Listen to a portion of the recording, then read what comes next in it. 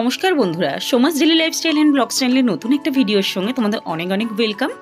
তো আজকে আমি একটা রেসিপি শেয়ার করতে এসেছি তোমাদের সাথে, সেটা হলো দই বড়া। তোমরা অনেকেই টাইটেল এবং থাম্বনেল দেখে এতক্ষণে বুঝতে পেরে গেছো। তো আমি কিভাবে এই দই বড়াটা একদম দোকানের মতো করে বানাই সেটাই আমি তোমাদের সঙ্গে শেয়ার করতে এসেছি। অনেকেই হয়তো বানাতে জানো বা অনেকেই জানো না। যারা জানো বা যারা জানো না তাদেরকে বলবো যে আমার মতো করে একবার সিম্পলভাবে যদি তোমরা বানিয়ে দেখো তাহলে দেখবে অনেক তাড়াতাড়ি, এমনকি খুব কম উপকরণে আর খুব সহজভাবে এই রেসিপিটা তৈরি হয়ে যাচ্ছে। তো দেখতেই পেলে আমি ডালটা আগে থেকে ভিজিয়ে রেখেছিলাম, আর একটা গুঁড়ো মশলা জিরে আর শুকনো লঙ্কা ভেজে শুকনো খোলায় গুঁড়ো করে নিলাম, আর তেঁতুলটা ভিজিয়ে দিয়েছি তেঁতুলের কাপটা বের করে নেব বলে। তো ডালটা মিক্সিং জারের মধ্যে আমি দিয়ে দিচ্ছি। ডালটা আমি সকালবেলা ভিজিয়ে নিয়েছিলাম, তো আর রেসিপিটা আমি বানাচ্ছি বিকেলবেলা। তো ডালটা বেশ ভালোভাবেই ভিজে গেছে। তোমরা কিভাবে বুঝবে যে ডালটা ভিজে গেছে? ডালটা দেখবে দুমুখ হয়ে খুলে যাচ্ছে, তাহলেই বুঝবে যে ডালটা প্রপার ভিজে গেছে। তো দেখো আমি একটা মিহি পেস্ট তৈরি করে নিয়েছি। এবারে এই পেস্টটাকে ভালো করে ফেটাতে হবে।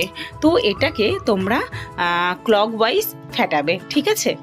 ক্লকওয়াইজ আবার অ্যান্টি ক্লকওয়াইজ এই রকম করলে হবে না, যে কোনো একদিকে, হয় অ্যান্টি ক্লকওয়াইজ বা ক্লকওয়াইজ, যে কোনোভাবে একদিকে তোমরা ফেটাবে। তো দেখো আমি একটা চাটনি তৈরি করে নিচ্ছি, আর আমি শুধু এই চাটনিটাই তৈরি করছি, তেঁতুলের চাটনিটা। আর তোমরা চাইলে ধনেপাতার চাটনিও বানাতে পারো। তো আমি ফার্স্টে চিনিটাকে ক্যারামেল করে নিলাম, তাতে কালারটা চাটনির লাল আসবে এই কারণে। আর আমি তেঁতুলের পাল্পটা এর মধ্যে অ্যাড করে দিচ্ছি। তো তোমরা ফাইনালি পরে দেখতেই পাবে যে কালারটা কত সুন্দর লাল এসেছে। আর যারা ধনেপাতার চাটনি ইউজ করতে চাও তারা ধনেপাতার চাটনিও ইউজ করতে পারো। আমি এখানে শুধুমাত্র তেঁতুলের চাটনি দিয়েই আজকে দই বড়াটা সার্ভ করব। তো দেখো আমি কালারের জন্য আরেকটু ওই রেড চিলি পাউডারটা দিলাম। এমনি লঙ্কা গুঁড়ো না, তাহলে ঝাল হয়ে যাবে। তো রেড চিলি পাউডার দিলাম, আর বিট লবণ ইউজ করছি, আর ভাজা মশলাটা এর মধ্যে একটুখানি মিশিয়ে দেবো, তাহলেই আমাদের চাটনিটা প্রপার একদম রেডি হয়ে যাবে। তোমরা পুরোপুরি বিট লবণের জায়গায় এমনি প্লেন নুন, যেটা আর কি প্লেন লবণ আর বিট লবণ দুটো মিক্সড করে ইউজ করতে পারো। তো আমি শুধুমাত্র বিট লবণটা ইউজ করেছি। আর দেখো একটু ভাজা মশলা আমি ওপর থেকে দিয়ে দিচ্ছি। তো আমার চাটনিটা পুরোপুরি রেডি হয়ে গেছে। এরপরে আমি একটা বাটির মধ্যে চাটনিটা ঢেলে নেব। তো দেখে বুঝতে পারছো কালারটা কতটা সুন্দর হয়েছে, আর টেস্টটাও খুব ভালো হয়েছিল। প্রপার একদম টক ঝাল মিষ্টি একটা চাটনি হয়েছিল। তো আমি ভালো করে বাটিতে ফেটিয়ে নিচ্ছি। আর ফ্যাটানোটা ভালো হয়েছে নাকি, আমি কাপের মধ্যে একটু জল নিয়ে নিয়েছি, তার মধ্যে আমি ব্যাটারটা একটু ফেলে দেখবো যে ওটা ভেসে উঠছে নাকি। যদি ভেসে ওঠে তাহলে আমার ফ্যাটানোটা প্রপার হয়েছে। তো আমি কড়াইতে করে তেল গরম করতে বসিয়ে দিয়েছি। যে যেই রকম পারবে শেপে বানাতে পারো। আমি একটু ছোট শেপে বানিয়েছিলাম, তোমরা আরেকটু বড় বড় করেও বানাতে পারো। তো আমি যেই শেপটা বানিয়েছিলাম সেই শেপটা ঠিকই ছিল, তার কারণ ওটা আবার লবণ জলের মধ্যে দেওয়ার পরে একটু বড় হয়ে যাবে। তো তেলটা আমার ভালোভাবে গরম হয়ে গেছে। এরপরে আমি আস্তে আস্তে ব্যাটারটা বড়ার শেপে দিতে থাকবো। তো একদম লো টু মিডিয়াম ফ্লেমে এইটা বড়াটা ভাজতে হবে। তার কারণ যদি আমরা হাই ফ্লেমে ভাজি তাহলে বড়াটার বাইরে দিয়ে লাল হয়ে যাবে, ভিতরটা কিন্তু কাঁচা রয়ে যাবে। তো দেখো আমি একদম লো টু মিডিয়াম ফ্লেমে এটাকে ভালো করে ভেজে নিচ্ছি।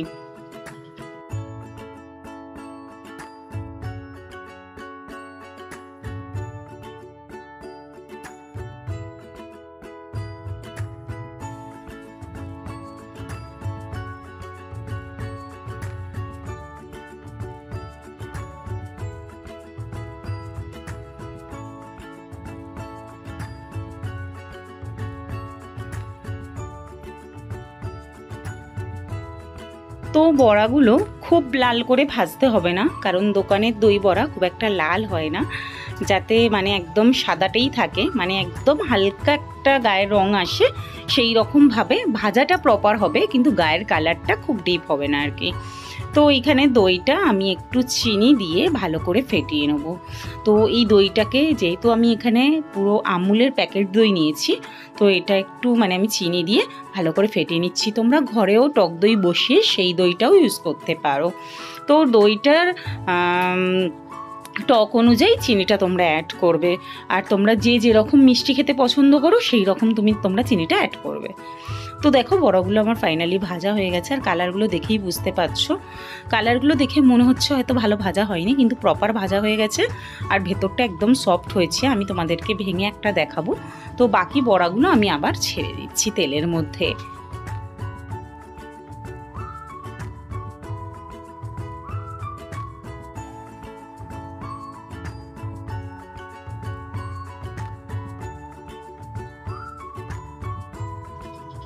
তো দেখো একটা বড়া আমি তোমাদের সঙ্গে ভেঙে দেখাচ্ছি আর কি তোমাদের সামনে। দেখো কতটা সফট হয়েছে আর ভিতরে প্রপার ভাজা হয়েছে। তো আমি এবার নুন জলের মধ্যে বড়াগুলো ডুবিয়ে দিচ্ছি। তো তোমরা এমনি মানে নর্মাল ওয়াটারের মধ্যেই একটু লবণ দিয়ে বড়াগুলো ডুবিয়ে রাখতে পারো, যদি তোমরা একটুক্ষণ পরে খাও, 1-2 ঘন্টা পরে। আর যেহেতু আমি একটু তাড়াতাড়ি সার্ভ করব, তো আমি হালকা কুসুম গরম জল করে নিয়েছি লবণ দিয়ে জলটা। তো এর মধ্যে আমি একটু আধ ঘন্টার জন্য বড়াগুলো চুবিয়ে দেব। তো দেখো বড়াগুলো এবার জল থেকে আমি তুলে নিয়েছি আর এটাকে আমি এবারে সার্ভ করব। তো আমি একটা সার্ভিং প্লেটের মধ্যে বড়াগুলো দিয়ে ওপর দিয়ে আগে ফার্স্টে দইটা দিচ্ছি, তারপরে আমি চাটনিটা দেব এবং তারপরে আমি একটু ভাজা মশলা অ্যাড করব। তো দেখো এবার আমি চাটনিটা দিচ্ছি, আর চাটনির কালারটা দেখেই বুঝতে পারছো যে কতটা সুন্দর কালার এসেছে। পুরো দোকানে যেরকম চাটনি হয় রেড কালারের, পুরো ওই রকমই এসেছে। ধনেপাতার চাটনিটা যারা যারা ইউজ করতে চাও ইউজ করতে পারো, আমি আর করলাম না আর বানালামও না, যেহেতু আমার বাড়িতে ধনেপাতাটা ছিল না। তো এই রেসিপিটা তোমাদের কীরকম লাগলো অবশ্যই কমেন্টসে জানিও। আর উপর দিয়ে সেও ভাজা ছড়াতে একটুও ভুলো না, সেও ভাজা দেওয়ার পরে টেস্টটাই কিন্তু আলাদা। আজকের ভিডিওটা কেমন লাগলো অবশ্যই কমেন্ট করে জানিও, আর ভালো লাগলে অবশ্যই চ্যানেলটিকে সাবস্ক্রাইব করে পাশে থেকে যেও।